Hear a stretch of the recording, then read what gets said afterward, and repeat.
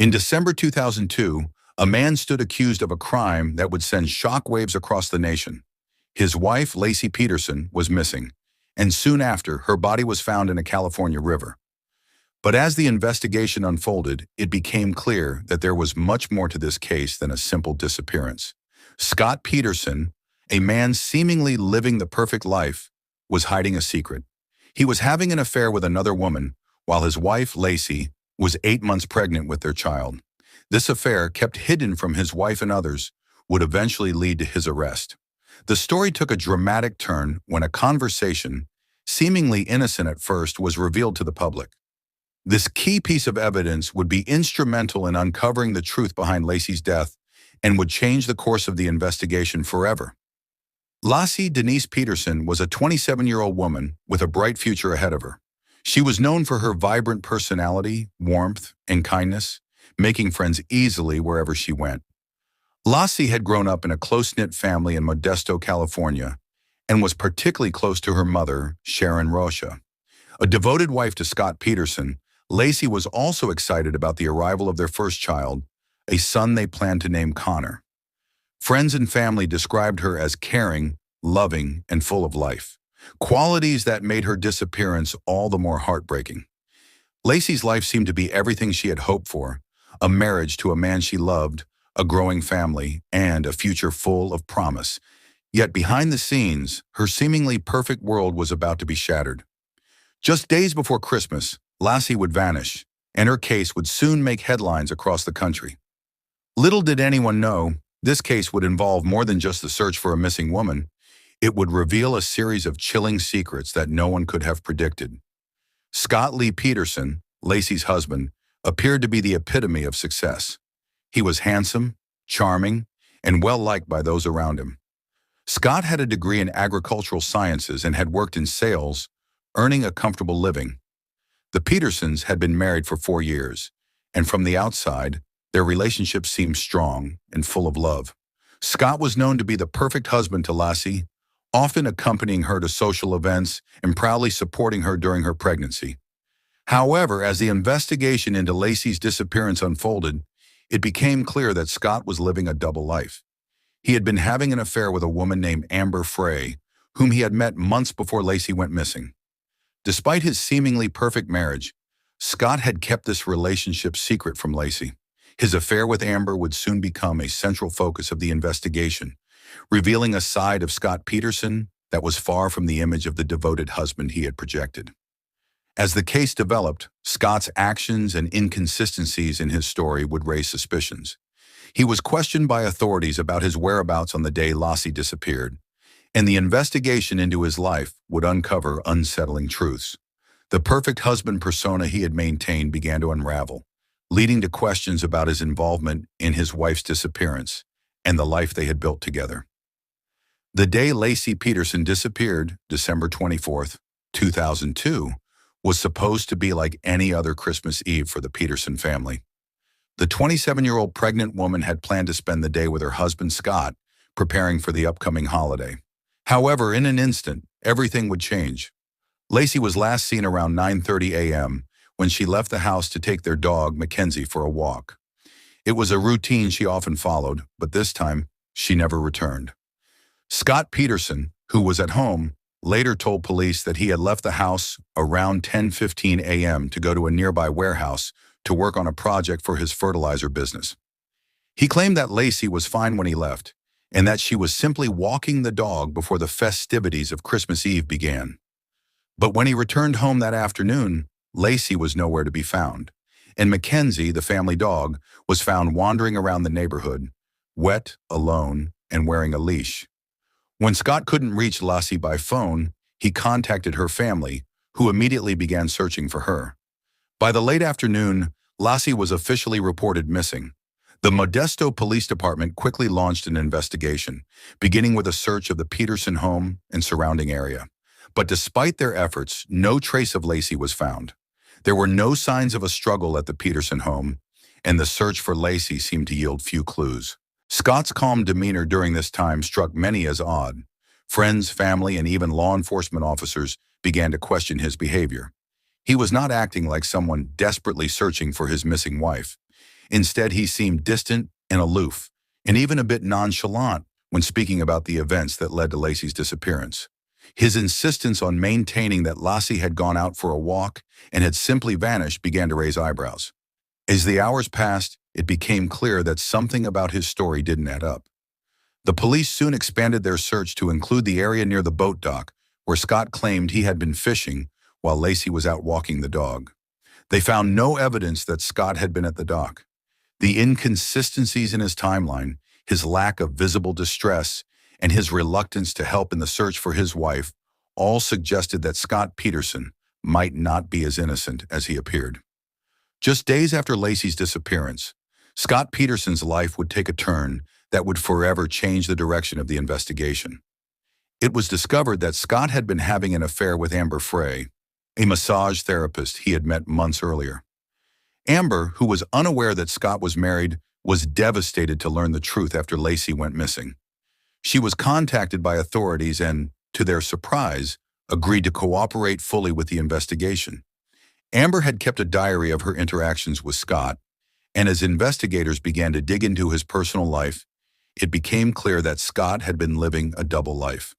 While Lassie was at home, preparing for the arrival of their baby, Scott was spending time with Amber, texting her regularly, and even making plans for their future together. According to Amber, Scott had told her that he was separated from his wife and that they were no longer together. She had no idea that Lacey was pregnant and that Scott was living with his wife. In an unexpected twist, Amber began recording her phone conversations with Scott, which would become a pivotal moment in the case. In these conversations, Scott revealed more than he intended. He spoke about the disappearance of Lassie in a manner that seemed detached, and even suggested that he was more concerned with his affair with Amber than with his missing wife. The recordings provided law enforcement with a wealth of information, but perhaps the most chilling aspect was Scott's demeanor. In some of the tapes, he came across as cold and indifferent, as if he were talking about something trivial rather than the disappearance of his pregnant wife. The news of Scott's affair with Amber Frey sent shockwaves through the media, and the public's perception of Scott began to shift dramatically. No longer was he the grieving husband searching for his wife. Now he was a man caught in a lie, living a double life. As investigators reviewed Scott's phone records, they discovered that he had been in contact with Amber frequently, even on the day that Lacey disappeared. His behavior became more suspicious as his affair became a central focus of the case. This revelation marked a turning point in the investigation. Authorities now had to question Scott's involvement in Lassie's disappearance with an entirely new lens. His actions, combined with his secret life, raised serious concerns about his role in what appeared to be a carefully orchestrated cover-up. As Amber's tapes and Scott's phone records were examined, investigators began to piece together a picture of a man who had been living in a world of lies, and they were starting to wonder if his lies had extended far beyond his affair, perhaps even to his wife's tragic fate. As the case progressed, the public's interest in the story deepened, with many believing that the key to finding Lacey lay in uncovering the truth behind Scott's actions in his relationship with Amber Frey. The investigation was far from over, but the pieces were slowly falling into place. The once perfect husband, who had been living a seemingly idyllic life, was now the prime suspect in the disappearance and murder of his wife. As the investigation into the disappearance of Lacey Peterson continued, law enforcement quickly realized that the case was more complicated than it initially appeared. What seemed like a routine missing persons case soon took a darker turn. Authorities began to scrutinize Scott Peterson's actions and statements, noticing discrepancies that raised serious questions. The first significant breakthrough in the investigation came when detectives began to examine Scott Peterson's phone records. They quickly learned that Scott had been in contact with Amber Frey during critical moments of the investigation. This raised suspicions as it revealed that Scott was communicating with someone outside his family, even while his wife was missing. It was discovered that Scott had been in constant communication with Amber on the day Lacey disappeared. In fact, phone records showed that Scott made a series of calls to Amber, even as law enforcement and search teams were looking for Lacey. This revelation contradicted Scott's earlier claims that he had been busy working on his business and had been far from home when Lacey went missing. More troubling was the fact that Scott had not mentioned Amber to the police or his family, despite the fact that the affair was a significant part of his life. His phone records painted a picture of a man who was juggling multiple lives, and it appeared that his relationship with Amber was a priority, even amid the crisis of his wife's disappearance. The phone records not only showed Scott's contact with Amber, but also revealed a timeline of his activities on the day Laci went missing. Police now had a clearer picture of his movements, and it was becoming increasingly difficult for Scott to explain away the growing inconsistencies. While the phone records provided crucial evidence, it was Amber Frey's willingness to cooperate with authorities that truly helped unravel the mystery. After learning about Laci's disappearance, Amber immediately contacted the police and agreed to help them gather evidence. She began recording her phone conversations with Scott, hoping to uncover the truth about his involvement in Laci's case. In the recorded conversations, Scott's behavior was troubling. He continued to lie to Amber about his wife's whereabouts, telling her that Laci was missing and that he was devastated by the situation. However, what Scott did not realize was that Amber was carefully documenting their interactions, and the tapes would soon become some of the most important pieces of evidence in the case. On one of the recordings, Scott sounded remarkably calm, even detached when discussing his missing wife. In a conversation from December 28th, just days after Laci's disappearance, Scott told Amber that he had been fishing at the marina and that Laci had gone missing while walking the dog. His tone was more focused on continuing his affair than showing any genuine concern for Laci's well-being. This behavior seemed to contradict his statements to police and his public portrayal as a grieving husband. As the conversations continued, Scott revealed more about his double life. He told Amber that he had been lying to Laci about the nature of his work, claiming that he had been in Paris during certain times, but phone records would later show that he had been in Modesto, California, at those exact moments. His lies became more elaborate, but Amber was recording every word, unknowingly exposing Scott's true character and his involvement in Laci's disappearance. In addition to the phone records and Amber's recordings, investigators also turned to surveillance footage to further scrutinize Scott's movements. Security cameras at various locations provided critical evidence that directly contradicted his version of events. One of the key pieces of surveillance footage came from the marina near the warehouse, where Scott claimed he had been fishing on the day Laci went missing. The footage, captured by a nearby camera, showed Scott's truck in the vicinity of the dock around the time he claimed he had been out on the water. However, there was no sign of him at the dock or any fishing activity. Investigators noted that Scott's story about being at the marina did not match the available evidence. There was no proof that he had been fishing or even near the water. In addition, security footage from the Peterson neighborhood painted a clearer picture of Scott's timeline. It showed Scott leaving the house early in the morning and returning later in the afternoon. There were no signs of distress when he arrived home, nor any indication that he had been searching for his missing wife. Instead, the footage suggested that he had been going about his day as if everything was normal. Further video evidence revealed Scott's presence at the warehouse, but investigators noticed something odd. The area where Scott said he had been working did not seem to be where he spent most of his time. Surveillance from nearby cameras showed him leaving the warehouse at an unusual time, which made it harder for him to explain his whereabouts during the key hours when Laci went missing. As the investigation progressed, the discrepancies in Scott's statements became impossible to ignore. Scott had initially claimed that Laci had gone out for a walk with the dog on December 24th, but the details surrounding her disappearance began to unravel. The timeline he provided simply did not align with the evidence that was being uncovered. For example, Scott had told police that he had gone to the warehouse around 10:15 a.m. on the day Laci disappeared, but surveillance footage placed him in the area much earlier. In addition, Scott's phone records showed that he had been in contact with Amber during the hours when he claimed to be alone and working. This raised further questions about his actions, as investigators began to suspect that he may have been involved in Laci's disappearance in a much more direct way than he had initially let on. Scott also continued to change his story about the events surrounding Laci's disappearance. In some versions of his account, he said that he had gone fishing at the marina after leaving the house, while in others, he suggested that he had been working.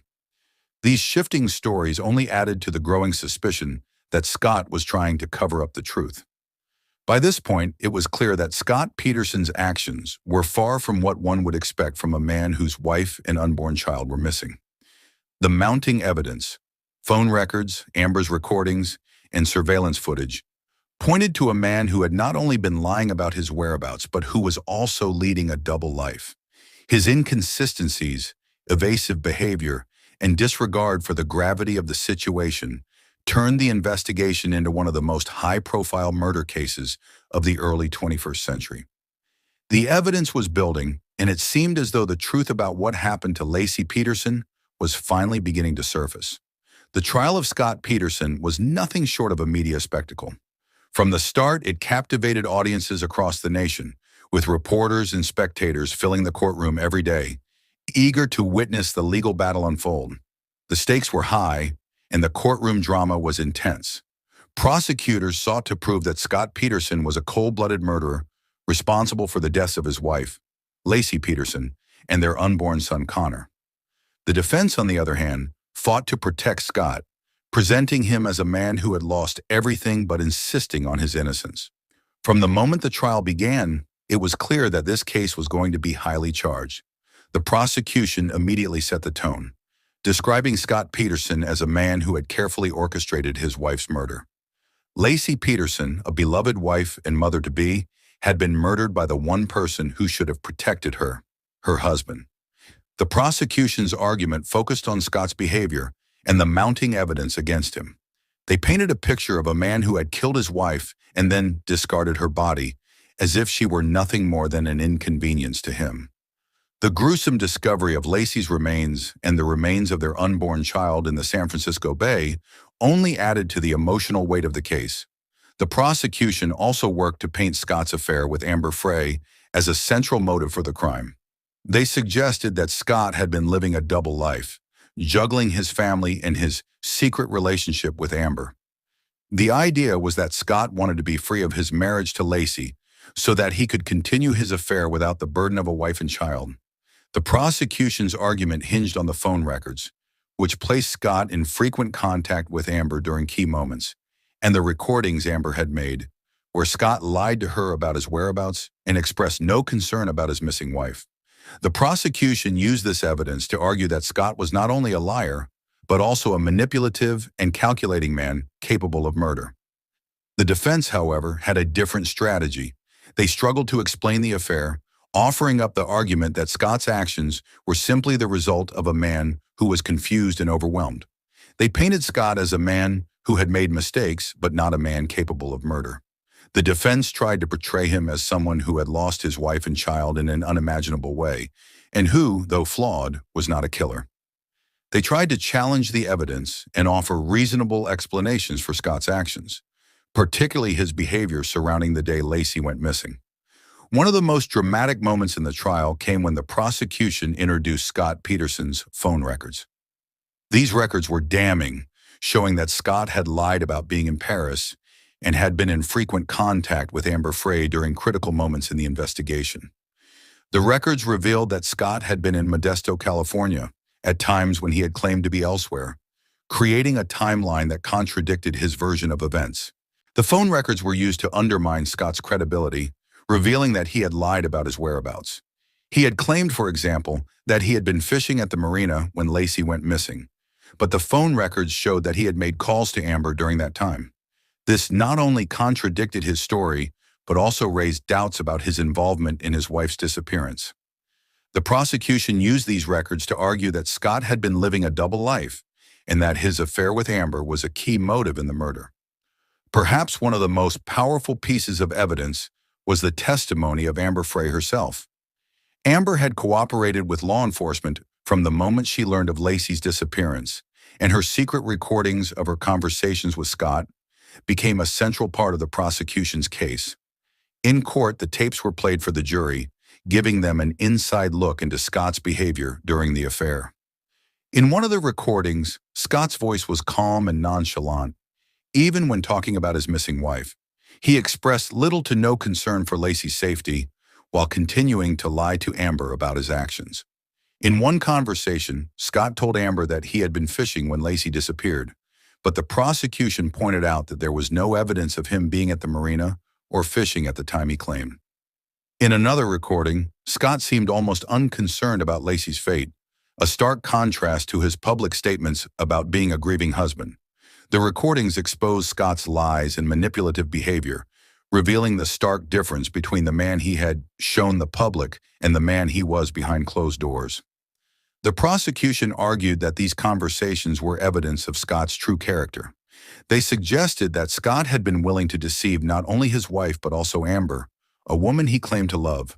The recordings painted a picture of a man who had been living a double life, lying to everyone around him, and ultimately murdering his wife to continue his affair without the complication of family responsibilities. The defense tried to discredit the prosecution's case, focusing on the fact that there was no direct evidence linking Scott to Laci's death. They argued that there was no physical evidence, such as fingerprints, blood, or other forensic evidence, that tied Scott to the crime scene or to the disposal of Laci's body. The defense also pointed out that Scott had not been formally charged with Laci's murder until months after her disappearance, suggesting that law enforcement had rushed to conclusions without sufficient evidence. The defense's argument focused heavily on Scott's character and the idea that he was a man caught in a difficult situation. They suggested that his affair with Amber had caused him emotional distress and confusion, but they did not directly deny the affair's significance. They tried to explain that Scott was a man who had made mistakes but was not capable of murder. Despite their efforts, the defense was unable to provide a convincing explanation for the mounting evidence against Scott. The prosecution's case, with its phone records, Amber's recordings, and the emotional impact of Laci's death, resonated strongly with the jury. Throughout the trial, the emotional weight of Laci's death was never far from the surface.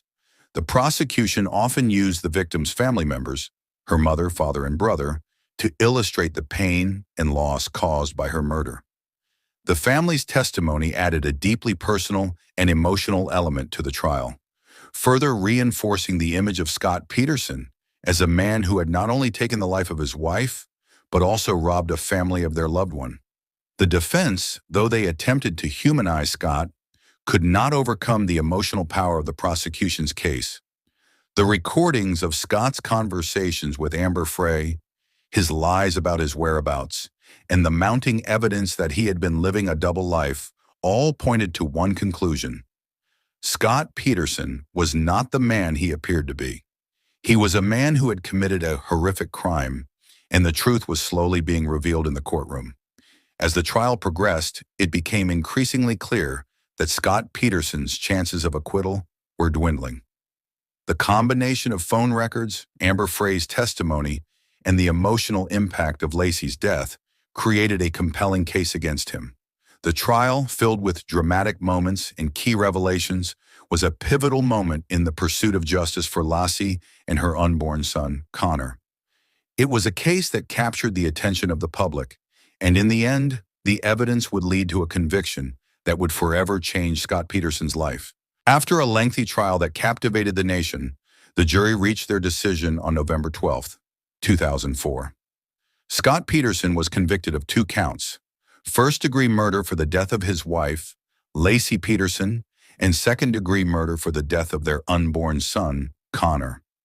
The verdict was a direct result of the compelling evidence that had been presented throughout the trial. Prosecutors were able to establish that Scott had intentionally murdered his wife and discarded her body, a crime driven by his desire to escape his marriage and continue his affair with Amber Frey. The jury also determined that the manner in which Scott killed Laci was particularly cold and calculated, thus justifying the first-degree murder charge. The second-degree murder charge for Connor's death followed because of the clear evidence that Laci was carrying their son when she was murdered, and his death was a direct consequence of his mother's death. When the jury announced their decision, there was a mix of emotions in the courtroom.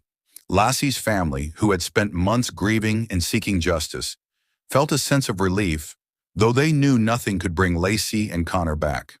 They had fought tirelessly for justice, and now they saw their efforts pay off. For them, the verdict marked the end of a long, painful chapter, though their loss would forever remain. For Scott Peterson, the conviction marked the beginning of what would become a life sentence. On April 21, 2003, just months after Laci's death, He was formally sentenced to death by lethal injection, though his sentence would later be changed to life imprisonment without the possibility of parole. The case and its dramatic twists remained in the public eye for years to come. The impact on the public was profound.